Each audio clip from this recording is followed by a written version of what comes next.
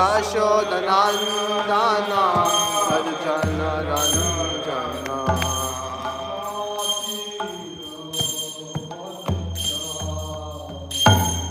Yamuna Tira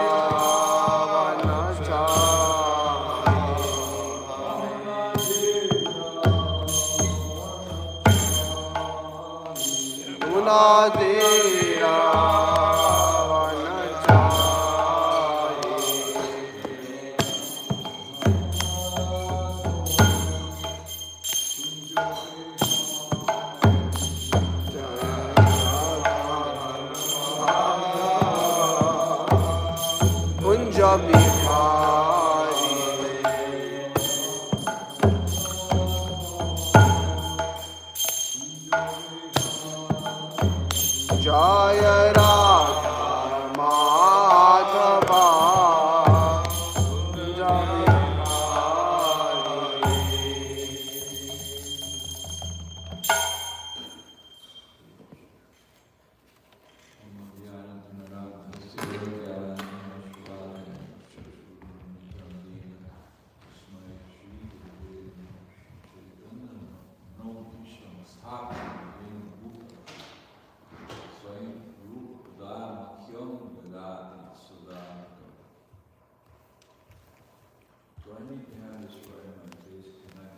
Yes.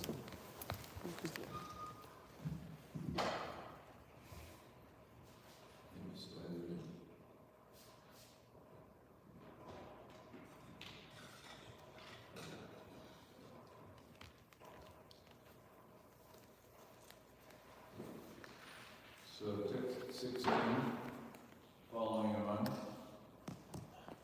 conversation between Gardama Muni and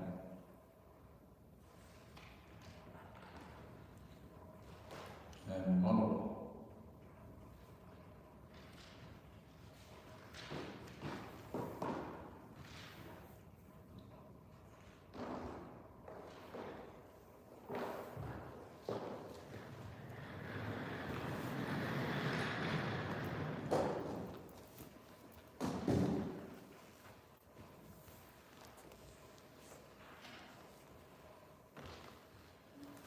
I'll just say the verse.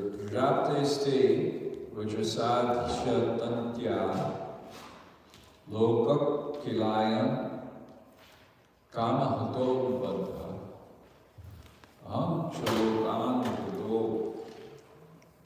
bahami baling chuklani vishaya tubhyam. Again I'll say.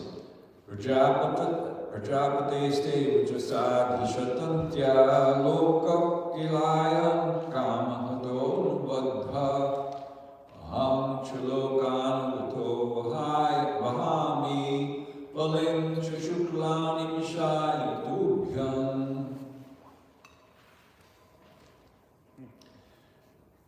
Prajapates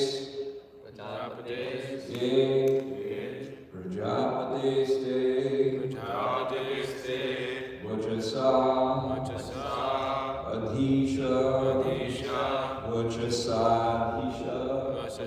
Adhisha Tubhyam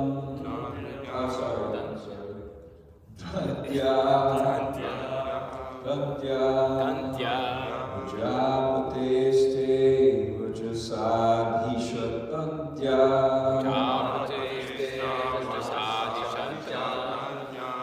Loka Kilayam Kamahato Nubadha Loka Kilayam Kamahato Nubadha Aham Cha Lokan Vito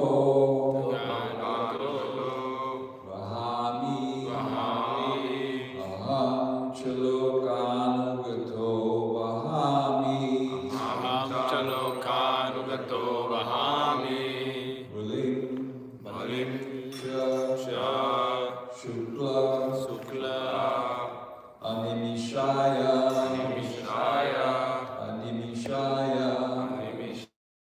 Shukla Nimishaya Shukla Nimishaya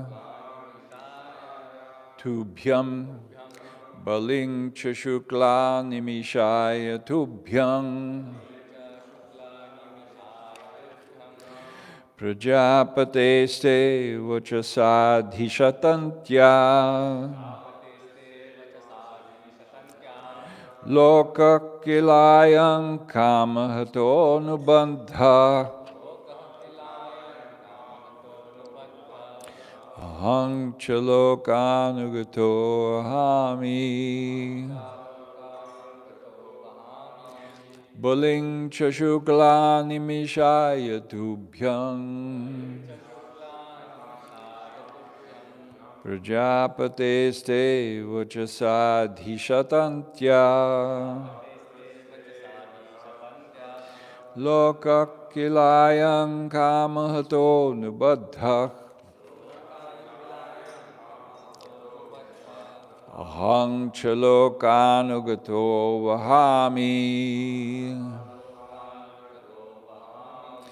Baling Chashukla Nimishaya Tubhyang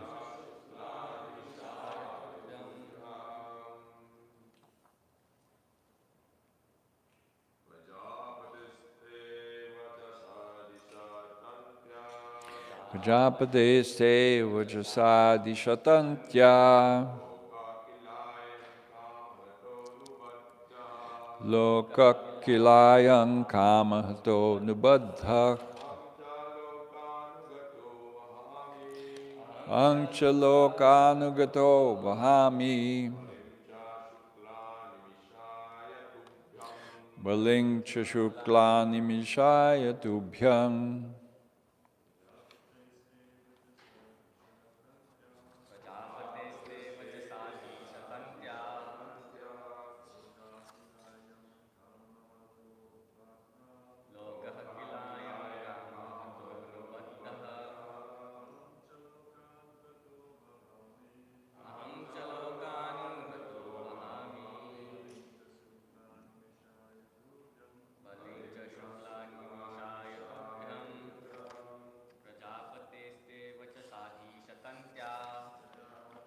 Hey, Vachasadhishatantya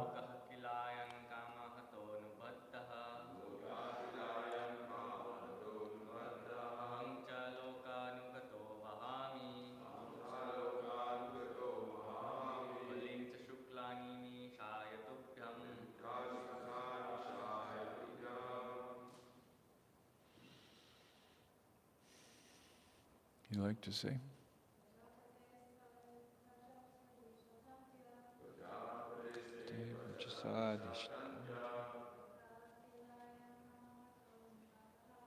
Loka Kilayang Kamahato Dubadha Anchalokanugato Vahami Baling Chashukla Nimishaya Tubhyang Prajapate, who are the master of all living entities. Te, of you, Vachasa, under the direction, Adhisha, O my Lord, Tantya, by a rope, Loka, conditioned souls, Kila, indeed, Ayam, these, Kamahata, conquered by lusty desires, Anubadha, are bound, Ahang, Cha, that's I, Cha, and Loka Anugata, following the conditioned souls. Bahami, offer, Buling, oblations, Cha, and Shukla, O embodiment of religion, Animishaya, existing as eternal time, Tubhyang, to you. O my Lord, you are the master and leader of all living entities. Under your direction, all conditioned souls, as if bound by a rope, are constantly engaged in satisfying their desires. Following them, O embodiment of religion, I also bear oblations for you who are eternal time. So we can say responsively, O my Lord, you are the master and leader of all living entities. Under your direction, all conditioned souls, as if bound by rope, are constantly engaged in satisfying their desires. Following them, O embodiment of religion, I also bear oblations for you who are eternal time. Srila Prabhupada's purport. In the Katha Upanishad, it is stated that the Supreme Lord is the leader of all living entities. He is their sustainer and the awarder of all their necessities and desires. No living entity is independent. All are dependent on the mercy of the Supreme Lord. Therefore, is there any water? Therefore, the Vedic instruction is that one should enjoy life under the direction of the Supreme Leader, the Personality of Godhead. Vedic literatures like Ishopanishad direct that since everything belongs to the Supreme Personality of Godhead, one should not encroach upon another's property, but should enjoy one's individual allotment. The best program for every living entity is to take direction from the Supreme Lord and enjoy material or spiritual life. A question may be raised, since Kardama Muni was advanced in spiritual life, why then did he not ask the Lord for liberation? Why did he want to enjoy material life in spite of his personally seeking and experiencing the Supreme Lord? The answer is that not everyone is competent to be liberated from material bondage. It is everyone's duty, therefore, to enjoy according to his present position, but under the direction of the Lord or the Vedas. The Vedas are considered to be the direct words of the Lord. The Lord gives us the opportunity to enjoy material life as we want, and at the same time, he gives directions for the modes and processes of abiding by the Vedas so that gradually one may be elevated to liberation from material bondage. The conditioned souls who have come to the material world to fulfill their desires, to lord it over material nature, are bound by the laws of nature. The best course is to abide by the Vedic rules. That will help one to be gradually elevated to liberation. Kardama Muni addresses the Lord as Shukla, which means the leader of religion. One who is pious should follow the rules of religion, for such rules are prescribed by the Lord himself. No one can manufacture or concoct a religion. Religion refers to the injunctions or laws of the Lord. In Bhagavad Gita, the Lord says that religion means to surrender unto him. Therefore, one should follow the Vedic regulations and surrender unto the Supreme Lord, because that is the ultimate goal of perfection in human life. One should live a life of piety, follow the religious rules and regulations, marry, and live peacefully for elevation to the higher status of spiritual realization.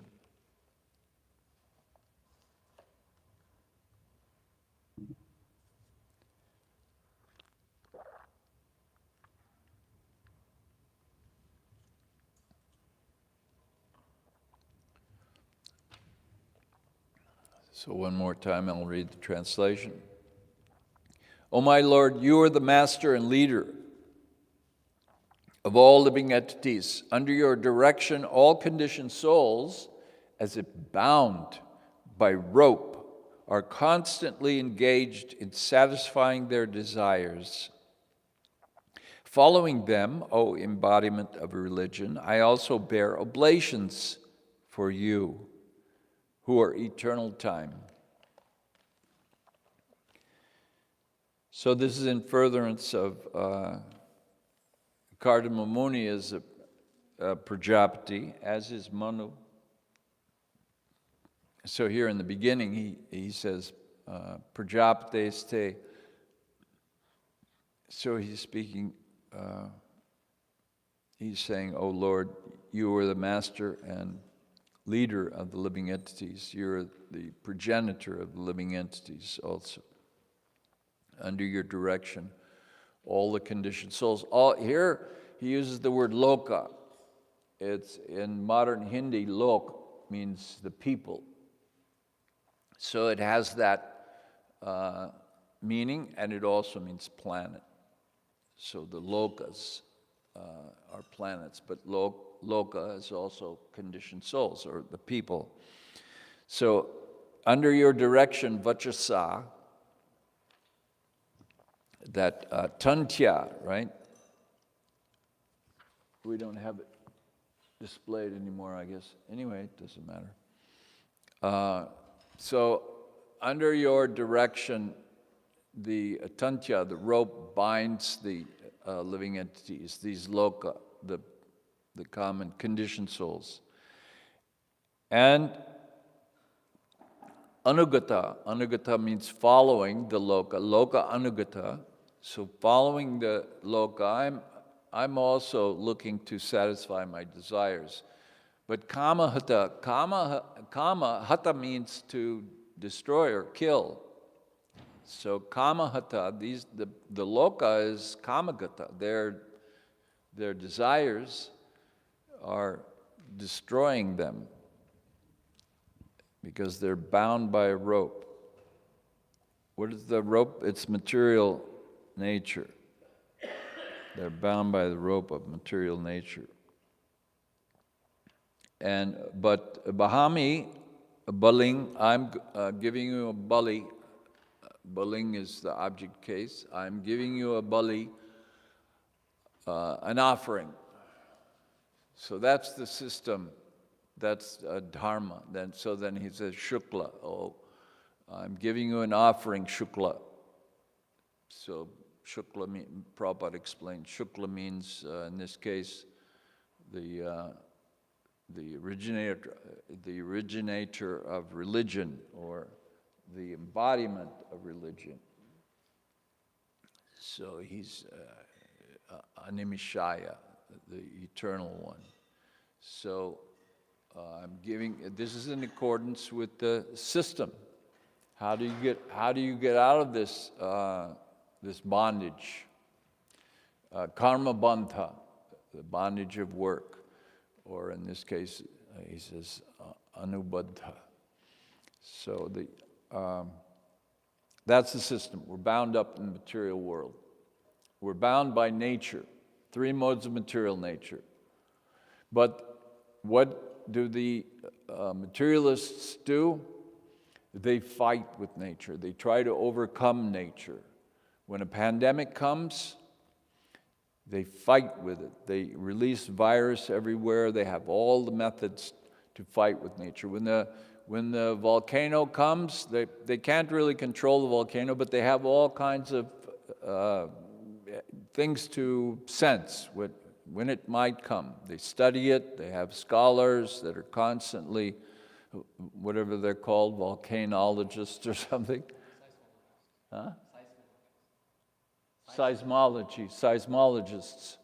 So, and earthquakes. In Turkey, there was a huge earthquake. This is devastation. Sometimes in Iran, there's an earthquake. In China, there was an earthquake. I think it was in 2008. It killed something like 600,000 people, and it destroyed the whole, a huge earthquake. Nature can take control of, just like that. Vachasa tantya, by your rope, this is happening. Anubadha. We have we can't get out of nature. But the materialists think that they can fight nature. We can conquer nature. And we can exploit it. We can use it, the energy. We take the oil. Now the sun. The sun is free. We can use it. It's free to us. No, it's not free. Nothing in nature is free. How you're constantly saying this. For thousands of years, humans are thinking that they can take yo bhunkte stena sa eva sa, right? So the stena, you're a thief. You just take. That's, Prabhupada explains, Krishna explains in Bhagavad Gita. No, you enjoy bhunkte, you enjoy, jo bhunkte means who enjoys, stena, he's the thief. So who enjoys just by taking? This verse, yo bhunkte stena, is in the whole section of yajna. So without this buling, Bahami buling here, he's making an offering. So this is yajna, within the category of yajna. I'm making an offering. So that's the system. Shukla, the embodiment of religion. So this is according to the system that the Supreme Lord and the Vedas, as Prabhupada says in the purport, that the Vedas are considered to be the direct words of the Lord. So he gives direction for the modes and processes of abiding by the Vedas so that gradually one may be elevated to liberation from material bondage. So that's the system. Materialists are fighting and exploiting. Fighting with nature and exploiting nature. So they feel uncomfortable. Let's take some oil, we'll burn it, we'll sit inside where it's nice and warm, and we'll invent an air conditioner when it's hot. The Manu says, when somebody's, Krishna says tolerate. Excuse me. Shitoshna sukha dukkha da.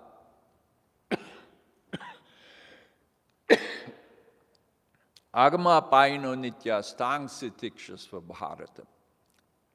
Tangs, all these things. Titikshasva. Tolerate. What is the next word? Yang hina vyatyantyati? Purusha.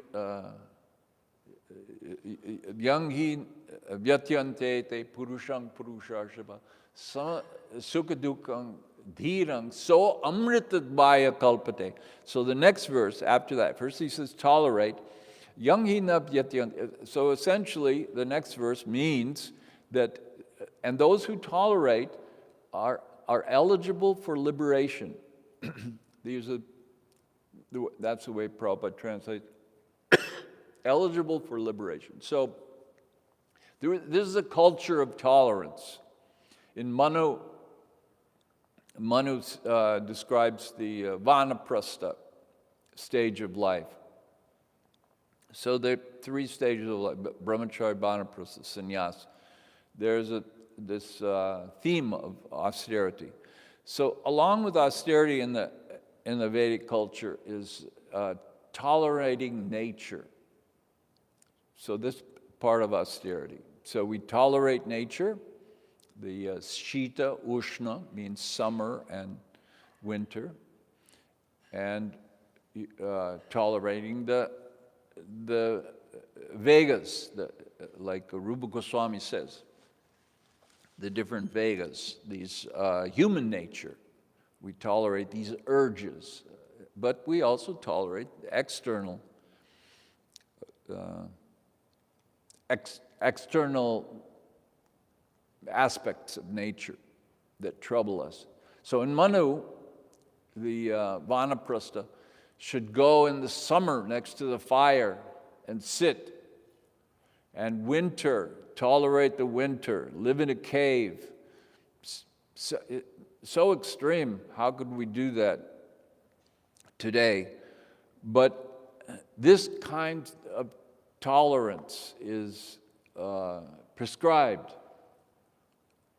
or some kind of tolerance. So it goes along with the austerity, which is the theme in the Vedic literature, the Vedic times. So when we juxtapose that or compare that with modern society, there is no tolerance of nature, only defeat and exploit. So this is the position. Now, I wanted to say a transition here. How much time? 30 minutes. I wanted to transition here and talk.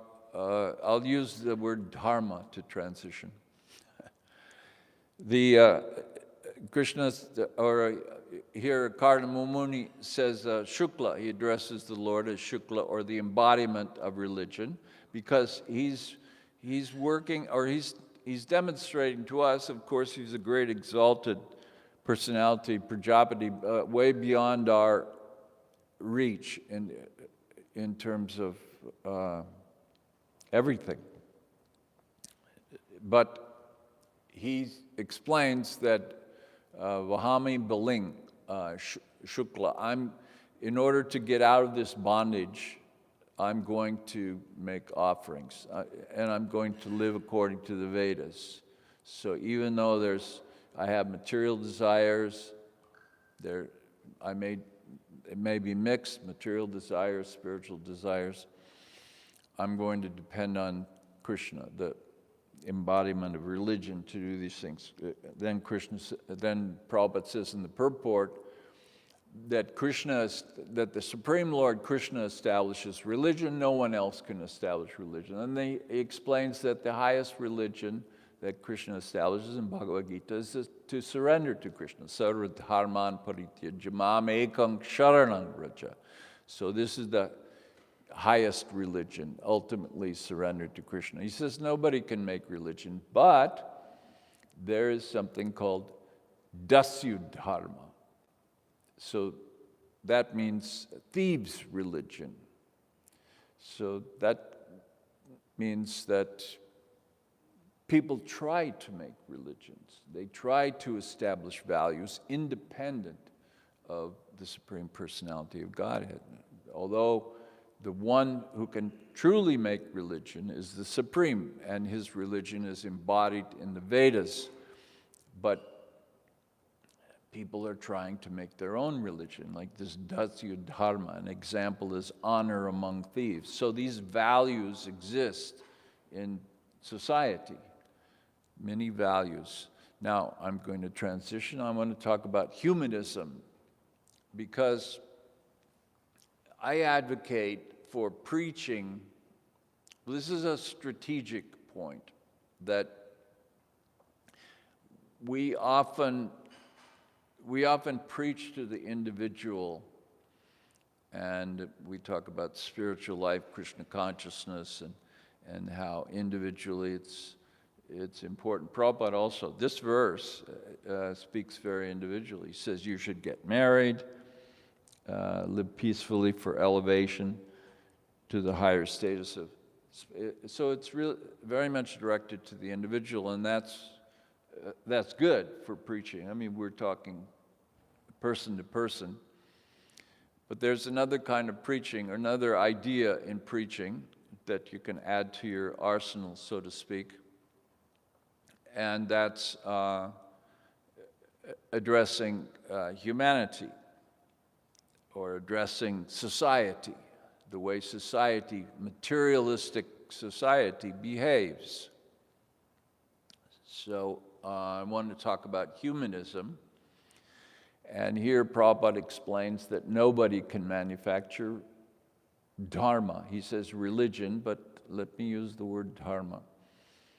Nobody can manufacture religion, but they're doing that.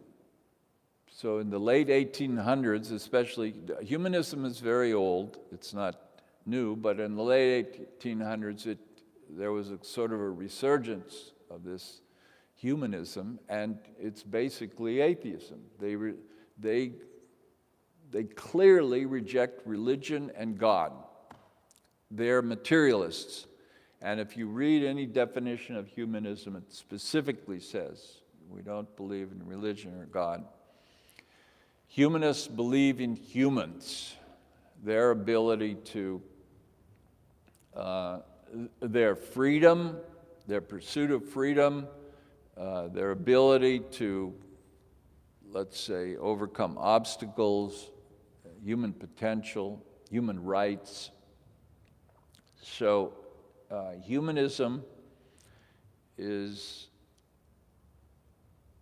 an entity, it's its own school, it's its own sort of doctrine, but humanism aligns itself with science. A lot of scientists are humanists. So in that sense, it pervades science. Now, science is not supposed to have values. Pure science is amoral. It doesn't have morals, and it's supposed to be sort of pure. It just investigates the nature of but it's actually infected by humanism. There's a human bias, and there's an atheistic bias that's congruent with humanism. And then humanism is in politics. The socialists, and especially socialists, they're humanists, and they reject God and religion. Religion isn't the opiate of the people. And the capitalists are also, not all, but many are infected with humanism. And religions are also, it creeps into religion. And religions become very defensive, because the attack of humanists is that they say we have to have equal rights. They have all the human concerns, all the interests. They speak on behalf of human rights, human interests. So they approach religions and they say, you religions, you have a bad record taking care of your people. So you have to clean up your act. And the religions say, yes, sir.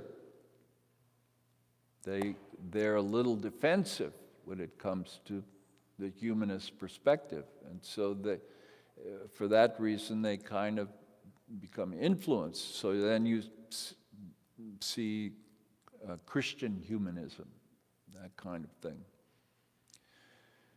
Now, here's my strategy. I decided that we need something. We can't, when there's a force in logic, in business, in fighting as an army, in all areas, when there's a force, you find the weak point. If you're a smaller force, especially, you can't fight a bigger force head on. You have to find the weak point. So we few here, whatever we are, 15, we can't go out on the street and fight humanism. It's a huge force. It's a huge influence in society. So when we start to talk against materialism, we say, oh no, sense gratification is not good. It's really an attack against humanism, because they say, no, sense gratification is good. And you're imposing your religious morality on us, and you have no right to do that. We're living our lives of sense gratification just fine, and we're taking care of humans, and you're not. You have no right to impose your religious morality on us. So we try to go on the attack. We say, in the beginning, let me backtrack and say, we're just talking about sense gratification, and they smash us. They have so much power. This is the argument. They say, you have no right to talk to me about sense gratification or these issues, all the related issues having to do with sense gratification. And stop imposing your religion on us. We're taking care of humans just fine, as if that were the only goal in life, to take care of humans. Okay, so what do? How do you counter? You get defensive. Oh, no. No, we're doing fine. We're religious people. We're peaceful. No, that's not the way you respond. Have you ever heard of the best defense is an offense? Yeah. So where's the weak point? Where's the weak point among the humanists? They have their sort of human morality. They take care of humans, but they're destroying nature. Of course, they're in denial. Many are in denial. And then they're saying, no, we're trying to adjust. Previously we were human-centric, now we're ecocentric. So we're adjusting, and better than you, or either that or they're just in denial. So it's a weak spot. Certainly they're going to be defensive. But that's the area where we can put them on the defense. You're destroying the environment. You're paying attention only to humans. You, with your sense gratification, you're sucking the oil out of the earth. You're using all of the water. You're heating your homes. You have no idea how to tolerate nature. You only attack nature. You only exploit nature. And we, who are following the Dharma established by the Supreme Personality of Godhead, are trying to follow. Therefore, the Vedic instruction is that one should enjoy life under the direction of the Supreme Leader, the Personality of Godhead. Vedic literatures like Ishopanishad direct that since everything belongs to the Supreme Personality of Godhead, one should not encroach upon another's property, but should enjoy one's individual allotment. Ishavasyam idang sarvam yat kincha jagatyan jagat tena tyaktena bunchita. So this is the theme of the devotee. We respect the higher order, the higher power, the Supreme Personality of Godhead, who establishes the values, the Dharma in the universe and for humans. And therefore, we respect nature. And we know that if we kill animals, we have no right. If we exploit the earth, just like Hiranyaksha, he destroyed the earth fell into the Garbhodak ocean, and he pulled out all of the gold. So Prabhupada, in his purports, he says, this is like the modern humans who are pulling out all of the oil. So this is what's happening, disrespecting the earth. They have no right. This is not their property. And now they want to exploit the sun. So this is the property of the sun. You have to reciprocate with the higher powers. Vahami buling. Oh, it doesn't say. It's okay. No problem. In the verse it says, Vahami, I offer. Buling, I make an offering. So if you want to take the sun's rays and get energy from the sun, then you have to make some reciprocation with either the sun or the Supreme Personality of Godhead, who is behind the sun. This is not free. The sun's energy is not free. The wind is not free. Vayu. You have no respect for Vayu. You have no respect. The river's not free. Ganga and Jamna and all of the other devas. Nothing is free. None of this is free. You must pay for it. And therefore, in the Bhagavad Gita, Krishna says, the one who enjoys is a thief. So this is their weakness, because now they've been exploiting so much. Their sense gratification has become so excessive. And this has only really happened recently. You can say it's more or less started in the last 150 years, since the mid 19th century, the middle of the 1800s, starting with industrialization, it started to use more and more natural resources from the earth. And then socialists objected, we want a piece of the pie. So really in the 1920s, the socialists started to win, and more consumer economies began to develop. It's controversial but some people interpret that the consumer economy is kind of a meeting of socialism and capitalism. But whatever, consumer economy. Now the whole economy now it's global. The whole economy of the world is based on this consumerism and continual development, they call developing economies. So continual development, what does that mean, continual development?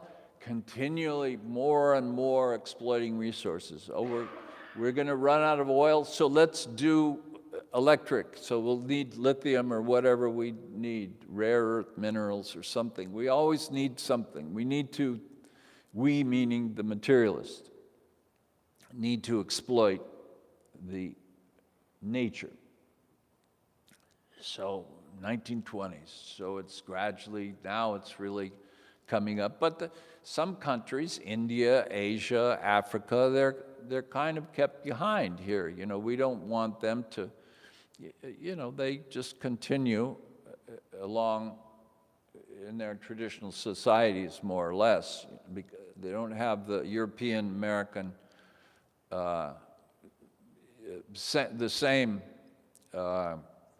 economy hasn't really developed. So now in the 50s and 60s, all the colonial powers have been somehow, one way or another, they then say, okay, you're no longer a colony, you're free to do whatever you like. So now then Africa and Asia and South Asia or India, I like South Asia because it's all the countries there. Now they're free to exploit on an equal level. So starting in the 70s, from the 70s until now, the use of natural resources exceeds the ability of the nature to supply. In other words, we're stealing from nature. We, the materialists, our devotees are not stealing from nature because we're offering sacrifice. What is sacrifice? Sankirtan Yajna. This is the sacrifice for the age. But they are stealing. So stealing, and now they're stealing more than nature can supply. So imagine you go into somebody's house. So the big mansion, it's a big house. So I start to take his gold and silver. And then I exhaust his gold and silver, and I start to take all the marble from the walls and the floors, and then I start to take the pillars from the front of the mansion. I start deconstructing the mansion. Nothing is left to supply. So this is what the materialists are doing. And then it becomes obvious. It may not be obvious at first. They're stealing a little gold inside, a couple of candlesticks, and what, a jewelry or something. So we don't really know that this thievery is going on. But now the mansion is being deconstructed. The earth it's obvious what's happening. All the scientists are reporting, and anyone can look out in the air and see, oh, look at all this pollution, and there's waste and plastics floating in the ocean, and anyone can see what's happening. And so we have the ability to use that in our combat with the materialists. So rather than kind of face off with them and say, you're a sense gratifier, this is not good. No, we just go about it in another way. We say, oh, you're an overexploiter of, same thing, sense gratification. You're an overuser. We don't say you're greedy, but we say you overconsume. Inside our heads, we say overconsume, you overexploit. But inside our head, we say you're greedy. Lobha, kama lobha, kama hata. This verse is kama hata. You're being destroyed by your desires. So we come in the weak point, and we can say, look what this overconsumption is getting you. You're destroying the earth. You need to change your system. So no, we're passing laws. We're going to be doing this and this. We have this technology. We have developed this. Didn't you read some article that said we have a new thing we're doing, and oh yes, we have these people actively doing something about it, and oh, it's too bad some people don't want to do anything, but we're gonna. This is the future. Yeah, you like that? I owe you some money, and I'm going to pay you next week. Then next week comes in 2 weeks. Then 2 weeks, I'll pay you next year. A future promise. It's only a future promise. And science is so proud of the fact that scientists and humanists are hand in hand. So these people are so proud of the fact that they base their truth, their reality, on what can be observed. They have no artificial faith like religion. Oh, we don't believe in a God because we can't see God. Well, why do you have faith in a future that says you're going to solve these problems that you've caused? Isn't that faith imaginary? That's a faith. That's a worse faith than any other kind of faith. Why is it worse? Because you're destroying yourself. We're religious people. We believe in a God. Okay, so let's say God doesn't exist. We don't cause any harm for that. We like these myths in the stories, and it's fun for us. It doesn't cause any harm. But you keep promising that you're going to clean things up. You're destroying everything. You're destroying yourselves. You're destroying us. And you say it's our problem that we have faith. No, your problem that you have faith. That's your faith. What kind of faith is that? Destructive faith. So now we're coming in the side. We have all these arguments against the materialist, because it's easy to do that since the 70s. But unfortunately, I would say, just my opinion, it's unfortunate that we're a little slow among preachers to update our methods. So because it started to really escalate after the 70s, 80s, 90s, and then when in India, in the early 90s, late 80s, early 90s, India really joined the global market, so India became very aggressive, and after the 70s, China started to enter into the global market. Russia dissolved the USSR. They really entered the global market. So everybody's competing. We have to have the most advanced economy, and they're just destroying the earth. So as preachers, it behooves us, it's a good idea to update some of our methods, and take advantage. It's like an opportunity that's staring us in the face, that they're destroying the earth. We can take advantage and say, hey, we have the Ishavasya philosophy. We have the culture that has a history of, that's a nature-friendly culture. And we can help you. If you're polite, we'll help you. But if you're belligerent, we'll just come with these arguments and attack, and we'll convince others to be against materialism. That's our business, is to convince those who will listen to stop being a materialist. And that Shunyavadi, Prabhupada is Nirvishesha Shunyavadi, Nirvishesha Shunyavadi, what is it? Now I can't say it out of context. Namaste Saraswati Deva. Pashyatya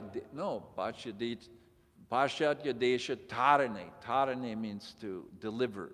Deliver to the Pashyatya Desha, the Western Pashyatya Desha country.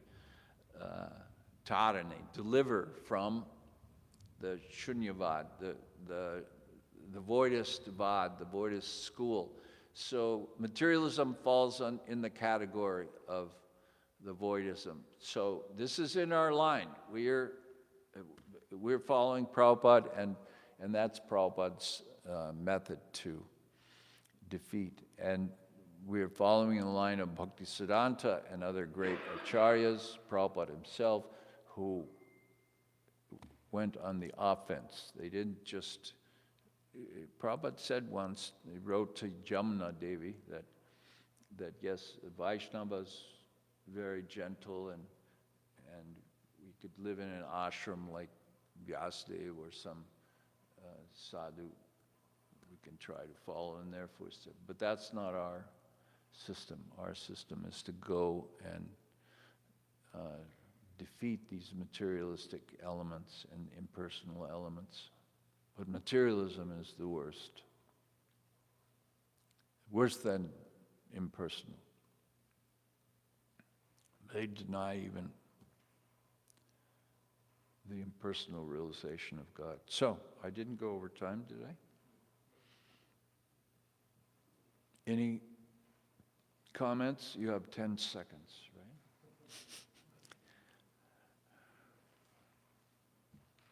Yeah, we have about 4 minutes, so something.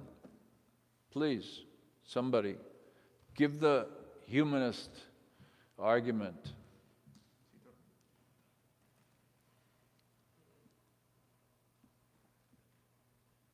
Yes. Hare Krishna. Hare Krishna. I was just curious, what happens in afterlife to people that create their own religions? Like, because there's probably, I guess it depends on the created religion, but there's probably some objective. What happens? My age is such that, if there's any interference, I can't understand. What did he say? He said what happens in the afterlife for people who create their own religion. Oh. Well,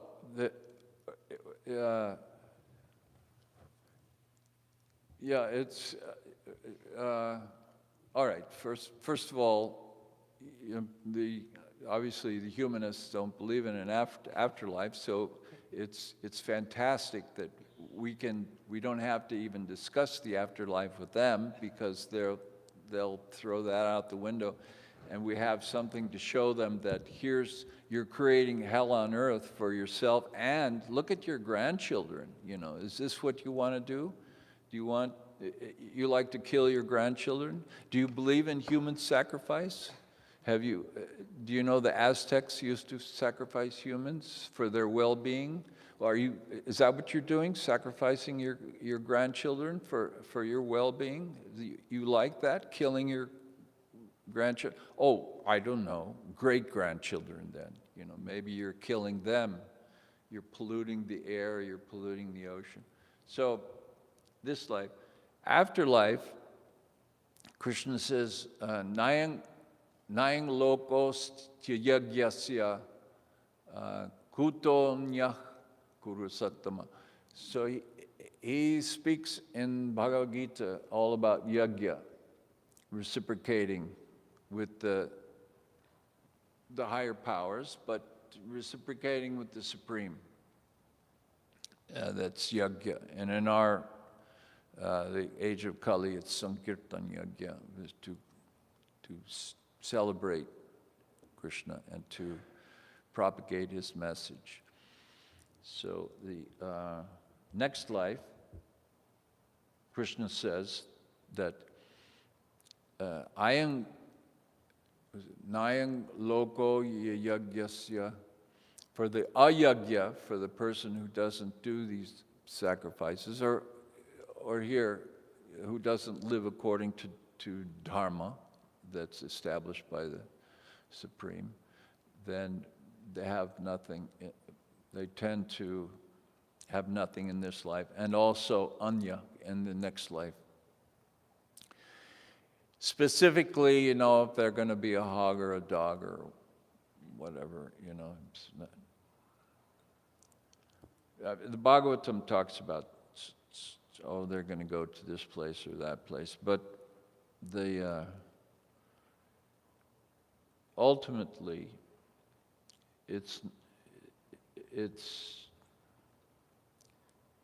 we can already see aspects of hell on earth. Somehow we are born in this country, or we've landed in this country, and there's a kind of a lot of comfort and a lot of advantages, but we can't just assume that we have some right to take all this. We have an obligation to sacrifice. First thing Yudhishthira did after Battle of Kurukshetra was a huge sacrifice. So the kings have a responsibility. They're in an opulent situation. They have a responsibility. Anyone who has anything has to sacrifice. In Manu it says that one who does, especially the householders, talking about the household, one who doesn't do sacrifice is a dead body walking. Very strong language. And again, our sacrifice is Sankirtan. Simple. I don't know if that satisfies if that's a satisfactory answer. So we tell the materialists, you perform Sankirtan Yagya and this is the solution. So now the materialists may say back to us, well, you're a hypocrite. You're also using electricity, Yes. oil. You're living in this world. You have AC, heat. So you're telling me I can just chant Hare Krishna and then I can do whatever I want, enjoy. I can continue enjoying and chant Hare Krishna. Well, as we saw from this verse, that we all have this desire, and Kardamuni says, "Loka anugata," says, "I'm sort of going with the common people," but he distinguishes himself from the common people with desires, in that he follows the Vedic system to get out of this bondage. So no, you don't. We're not setting the example for you to go ahead with your sense gratification. That you're looking at the wrong thing. We're using electricity, but look at this. Our monks are living communally. Can you live communally like this? No one in America, not no one, 99.9% of America, do you know it's considered to be a serious hardship to share a bathroom? It's a hardship. It's an austerity. No one wants to share a bathroom. Only young people who are living in a shared accommodation with their, or family maybe. But everyone tries to have a separate bathroom. If you don't have a house, you have to try to get enough money to have a 2-bathroom house or a 3-bathroom house if you have children. Of course, a lot of people do share bathrooms. I'm just overstating it, but the families share and students share, but everyone has to work hard to get 3 bathrooms in their house because it's a hardship to share a bathroom. So here we are, we're perfectly satisfied. We're living in this communal, monastic life. That's the examples you should look at, not that we use electricity or something like that. And our culture of hundreds of millions of people, they're also setting the example of simple life. If you take a per capita look at people in the Vaishnava culture, you'll see that the modern global people in the modern global culture, they're using 25, 30 times as many resources. And water, so all the water that's being used. Americans are horrible about their use of water because so much water is needed for the food, the way the food is produced, meat and all other food, and manufacturing and just general use, showers. So that's just one example. We're over time. Anything very short? So there has to be, like, you know, we used to have in the old days, I guess, somebody in the back has to say, Prabhu, just one thing. What time is prasadam?